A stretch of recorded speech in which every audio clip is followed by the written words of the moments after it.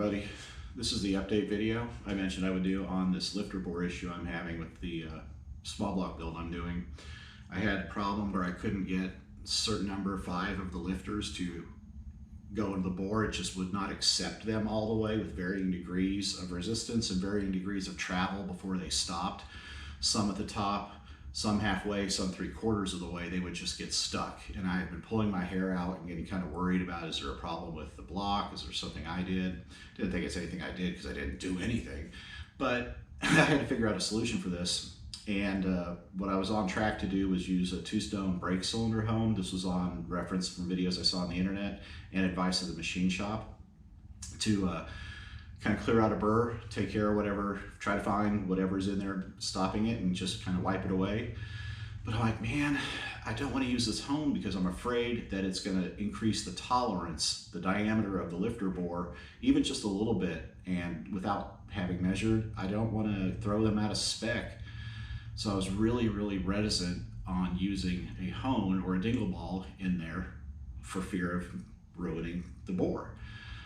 So the obsessive personality I have, I have to keep looking until I've exhausted all solutions. I found one video on the internet of a kid that was building a motor, and he had the same problem. And I think just out of not knowing himself what's going on, he just pushed them, man. He just was thumbing them in, and they eventually all went in there. Whatever was giving him resistance, and I knew it had to be something small. I knew it had to be just a tiny metal burr or something a little out around on the wall, something that was causing this, because they would travel so good and free up until a point that they stopped.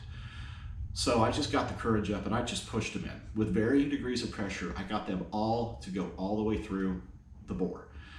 And then once they at least got even the lifter to the top of the bore, some of them wouldn't go any further down, and they all were maybe a little bit tighter than you would want on rotation, because you want them to rotate freely.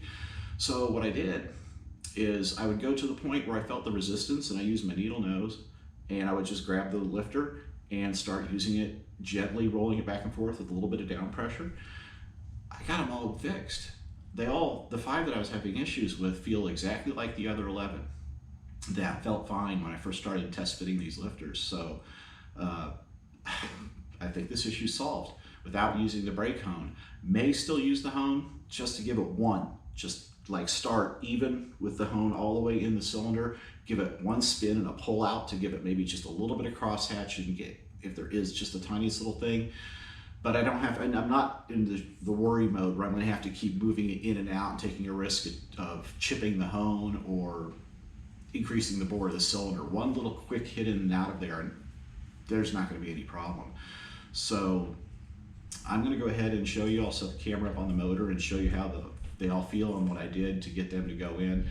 And hey, I think it just solved an issue for basically the cost of a lifter. Now, caution, if you do this with one lifter, just use one lifter. Don't go through all your lifters and try to say, well, I'm going to use this one in this cylinder and this one in this cylinder, because if this scratches, if you do any damage, if it gets stuck, like a couple of them as I was getting them in, I couldn't get them back out by just, finger pulling them because they were lubed. I'd have to take my long screwdriver from the bottom of the block and find the bottom of the lifter and push it out.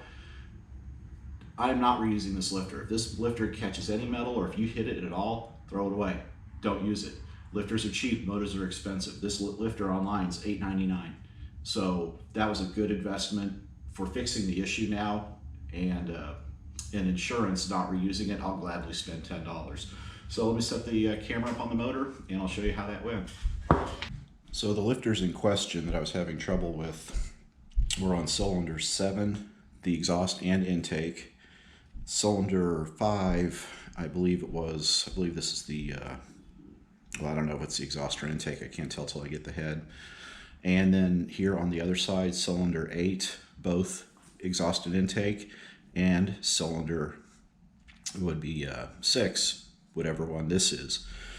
On this one here, this lifter would go in only till the top. It would miss the oil channel clearly, and then it would stop here. This one would stop about the same spot before it got stuck. Actually, they were both really tight to get started. That's what I was trying to get to. I had to push This one went in okay. This one went in fairly okay. I had to push a little bit. This was the worst one. This is cylinder 5. This wouldn't even start when I first got into this. But now, and then once it did start, it would just only go about halfway. Over here on the other side, this one here would stop at the top of the lifter. This one here would stop about halfway. So that's what I was fighting. That's what I was worried about. Did I miss a step? I didn't ask the machine shop to hone the lifter bores. I didn't know if they did or not. And I didn't have a lifter when I first got the block to check them. So I don't know if this condition was present before or after the machining. And I want to make it clear I am in no way blaming the machine shop for this because I just don't know. I have no way to verify. So anyway, after watching that video, I just got the gumption up to go ahead and just try to force it in a little bit. I used my 40 weight oil. I just lubed up the lifter really good. And I went for it. So with this one here, it went in actually with, I don't know how to judge it, but a good amount of force. But then it broke and it started going in all the way. Once that happened, I'm like, well, let's try it with the rest of them. And it's kind of with the same story with these 4 in the back in cylinder 7 and 8. Just, a confident amount of force. It finally broke through and then traveled, but I could still feel resistance. It wasn't clean. The lifter would still stop and it wouldn't slide back and forth freely. This one here was just, this one was tough, and I didn't know whether I should go for it, but because it just would barely even start the travel. But I went for it, and a good amount of force, and it finally broke in.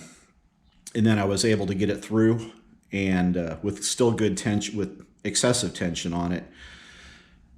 Once I got them through, I was checking the travel all the way up and down. I was cleaning regularly, and then re-lubing regularly. And what I did is I took my needle nose and just grabbed the lifter.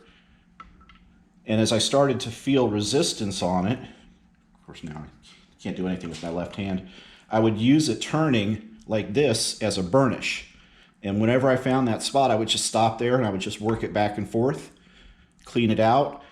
I would take it back out, clean it with brake clean, whatever solvent you have, and then I would re-lube and I would go at it again.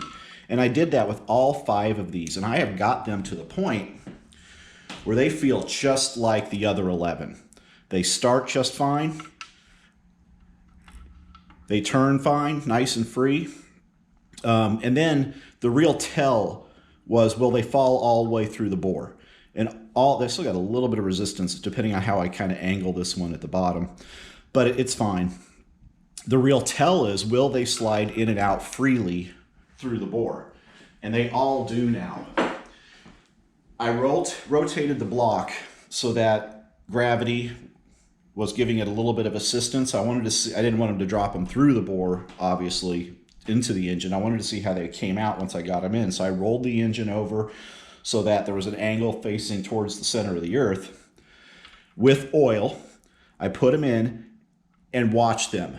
They don't just fall out. They don't have any resistance, or no resistance, I should say. They have just enough, I feel, that it's the surface tension of the oil, not anything mechanical that is giving it resistance coming out. I can just watch them slowly work, just fall out of the bore, and then as the weight gets more towards the top, they accelerate a little bit, and I can tell that's the oil. That's the lubricant providing the resistance on the lifter, which is what you want. You don't want anything mechanical, anything physical, iron or metal-wise, giving resistance to these bores. So once they're in now, all of them spin completely free with no issues. They're at the point where if I hadn't known this issue from the start and I was just referencing all of these against the other ones towards the front of the engine, I would have, I'm about to drop this one, I would have no way of knowing that there was any issue at all. And I would just assume that's the way they were. And I think in the end, that's the end game reference. How does it feel against the other ones? I think this issue is solved. I really do. But I do have the homecoming. Almost said, I didn't almost, it sounds like homecoming. I do have the two-stone brake home coming in today. And now just because I've been using this lifter and just working it up and down. I'm going to go ahead and hit them. And in fact, I think now I'm going to hit all of the bores with just a quick one little up and down to clear anything remaining out, and maybe even giving it just a little bit of crosshatch like you do with a cylinder hone, mains, piston cylinder hone. Having said that, I do believe this issue is solved. Now, the issue that raises after the fact is that now I've got all of this gunk. There might be debris, there might be little burrs of metal. I have to go through in all of the oil galleys, the passages through this side up to about, well, the first back half of the motor. I'm going to have to go in with brake clean, blow all these passages out, and then go in with air and get all that stuff out of it. I may even pull the back plug, galley plug out, and just blow brake clean in through all this direction, and maybe just put something to block this passage at the end of this, what would be cylinders 6 and 5, just to make sure everything's out of the oil passages. I don't want to inadvertently introduce some FOD into this motor by what I've done. All of this really, next time I do an engine, this is part of the learning process. This is all going to be done well before I ever take it to the machine shop. I'm going to be checking all of this stuff. And then once I've got that done, I'm going to give this entire motor a brake clean bath. I'm going to have all the pistons up at TDC, wanted to just figure out which ones. There's always 2 at a time there at TDC. I'm going to roll it over from underneath, spray those bores out with brake clean, roll it over, let gravity take all that stuff down. And I'm going to do that for all the cylinders so that anything that's been in the cylinders themselves can fall out and get it out of the motor. Then I'm going to re-oil the crank. I'm not going to take it out, but I'm just going to go back through and blow it out. And then I'm going to put oil over the tops of the crank bores, the journals and the rods, and get it ready for storage, because after the cam's installed, it's going to be a little bit before I get the heads and I'm ready to do the top end. But my point is that I guess I just learned that sometimes, and I was verified by the machine shop, they say sometimes that happens. You got to be a little more confident in pushing your lifter in. If you have a stuck one, just work it, push as straight as you can and see if it breaks. And once it breaks, you'll probably be okay just with a little bit of working, getting these things to clear and accept the lifter as they properly should. So this thing is, besides the cleaning, after I do that quick little hone work, it's going to be fine. And I have no worries now going forward about installing the cam and lifters and doing the rest of the work on the motor. My only fear or concern now, and I have a plan to address it, is making sure the block is completely clean before I seal up the top end with an intake and I seal up the bottom end with a pan. I want to get as much of this stuff out as possible. Little stupid stuff like little lint from towels as you've been wiping. There's no such thing as a lint-free towel, man. It just doesn't exist. You can try whatever you want, but these edges are so sharp on everywhere you wipe, it's going to catch the towel and it's going to pull little threads or little pieces of paper off. I want to make sure all that's out of the motor before I seal it up and we get ready to fire it up for the first time. So I think that is essentially the end of the lifter drama. So that's one more check. I mentioned the million. I'm down to I think I'm not quite halfway. I may be in the 600,000s of things that I've done towards that million goal, but I am getting there and I feel better about it, way better about it this morning than I did last night. So that's going to be the end of this one.